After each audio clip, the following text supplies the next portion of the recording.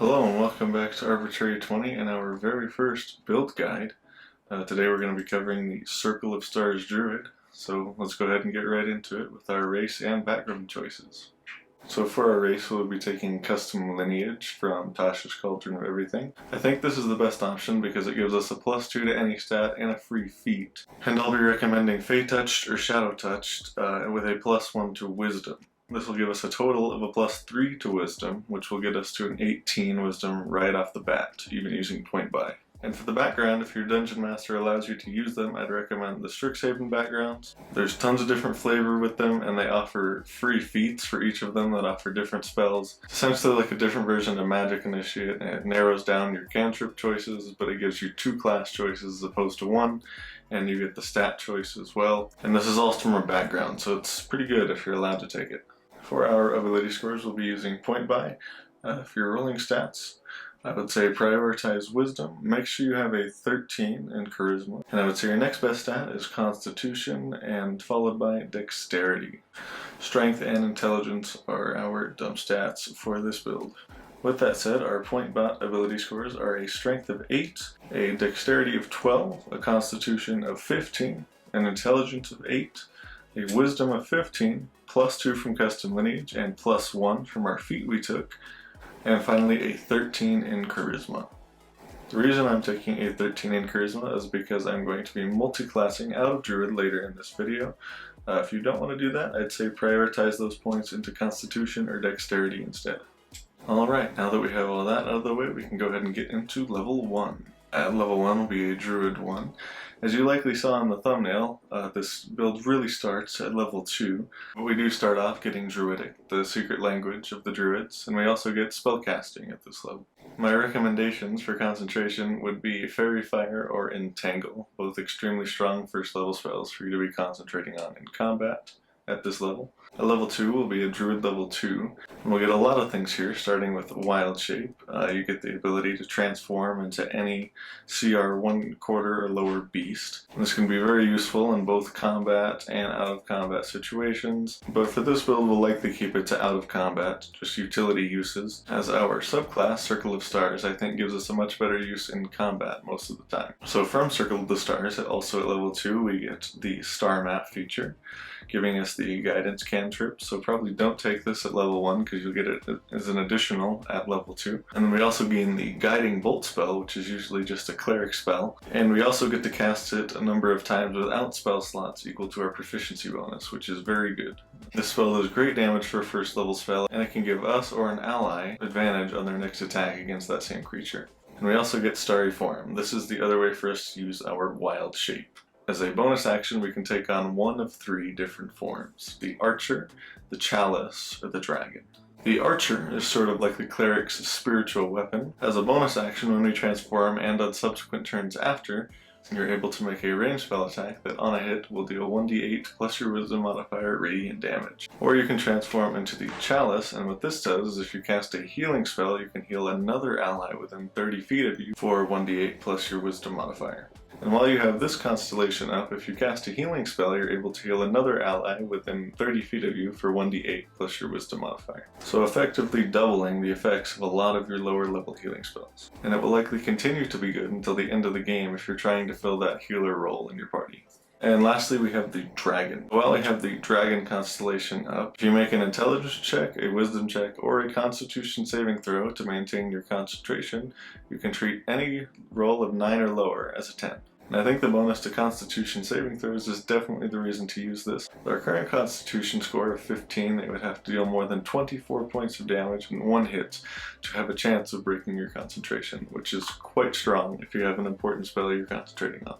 But using the Archer feature from Starry Form is where that damage comes from in the thumbnail.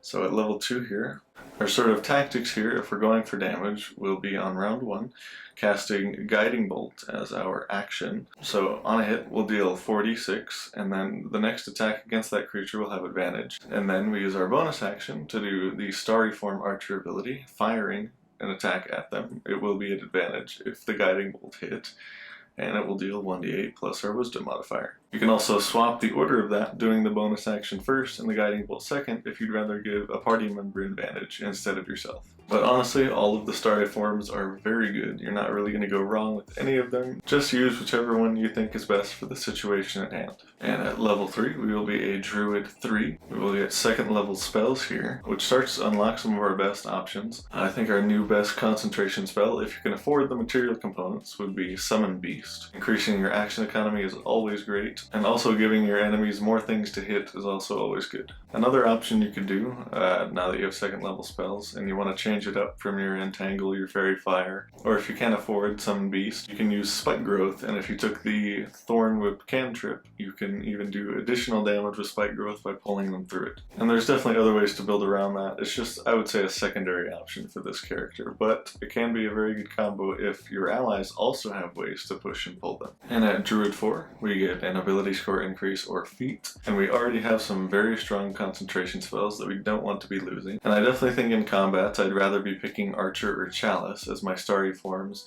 so I'm going to say go with a feat here and pick Warcaster or Resilient Constitution just to buff those concentration checks. And I would go with Resilient Constitution here because it gives you a +1 to Constitution, so we'll get 1 additional hit point per level now, and we will also have proficiency in the saves. And this will also be a huge buff to all of our Constitution saving throws as opposed to just our concentration checks, but it does dramatically increase our chances of maintaining concentration as well. But you could go with Warcaster too if you like that better. I just don't think we'll get as much use out of Warcaster. And at level 5 we'll be a Druid 5, and we will get third level spells.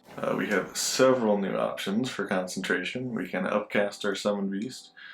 We can now cast Summon Fae, or we can also cast Conjure Animals. And I would say there's definitely a big disclaimer with this one. How good the spell is definitely depends on your house rule for it. Rules as intended, your DM is supposed to pick the animals for you, and whether they decide, they randomly choose it, or they let you decide has a massive impact on how well the spell does and how consistently well it does. So before you use the spell, I'd just say talk to your Dungeon Master and see how they want to run it first. If you're running it rules as intended and they are deciding, or it's being randomly decided, casting the spell is definitely a risk in that case. But if you get to choose the animals, the spell automatically becomes incredible and one of the best spells in the game. So again, just talk it out with your Dungeon Master. It will dramatically change the power level of this spell, one way or the other. But if you are running rules as intended and you still want to cast the spell, I would say cast it at 8 beasts of 1/4 or lower. I think if it's being randomly decided, that's likely your best chance of getting something good. But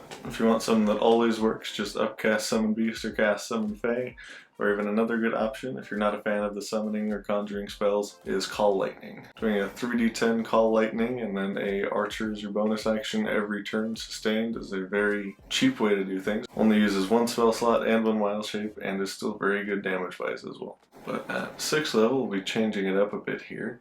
Maybe the God of Nature has seen what you're doing and has given you a blessing of divine power. And we will be taking our first level of Sorcerer here, and we'll be going the Divine Soul Origin. This multi-class is definitely not required. If you want to keep going Druid, you absolutely can, but I just think this shores up some issues with the build before we move on. So at Sorcerer level 1, we will get 4 cantrips and 2 spells known. For the cantrips, since our charisma is quite low, I would say just pick utility cantrips that don't require saves or attack rolls. And then for our 2 spells, I'm going to recommend Shield and Silvery Barbs. This will just be a good way to shore up our defenses. Mage Armor is also a good option, depending on what armor you have right now and what your dexterity bonus is. And for our Divine Soul Origin, we get Favored by the Gods, which is a very good ability to shore up our saving throws and attack rolls if we really need one to hit. And for the free spell, you get one based off your alignment, and the best one here is definitely Bless, giving you another good concentration spell that is also extremely cheap, just being level 1. But at level 7, we are back to Druid, and we will be a Druid 6. We get the Cosmic Omen feature from our Starry form, another good reaction ability, and if you get the odd one, the Woe, it can replace shield in certain situations for you, or you can even use it for your allies, which you normally couldn't with shield. And we are also now a total of a 7th level caster, thus we get 4th level spell slots we can use likely to upcast our summon spells. And at level 8 we'll be a Druid 7, thus we actually get 4th level Druid spells. I think the highlight here is Conjure Woodland Beings, and I think there's more summon spells you get as well. I'd say just be aware of all the summon spells and cast whichever one you think is best for the situation. But for Conjure Woodland Beings, if you choose the least option here, I believe it's also 1/4. Most of the options are good, so even if they're randomly chosen, or if your DM picks one, it's pretty rare that you'll get a bad option. The best one definitely being Pixies, and you have a 1 in 6 chance to get it if it's random. And the Pixies are able to cast Polymorph once per day, so they could either cast it on themselves, for example turning all of the Pixies into Velociraptors, or the Pixies could cast it on your party, turning your entire party into giant apes, which is incredibly strong. And if they're randomly chosen, this is definitely not a bad 1 in 6 chance to get, especially since all the other options are not terrible. They're all pretty decent. But at level 9 we'll be Druid 8, and some important things here will be a total of a 9th level spellcaster now, so I have 5th level spell slots to upcast our spells with. And your wild shapes are now able to have a flying speed, which can be very good utility. And at this level we also get another ability score increase or feat, and I'd recommend just taking the ability score increased and do a +2 to wisdom to cap it at 20. I think that's the best choice unless there is a feat you really want to take.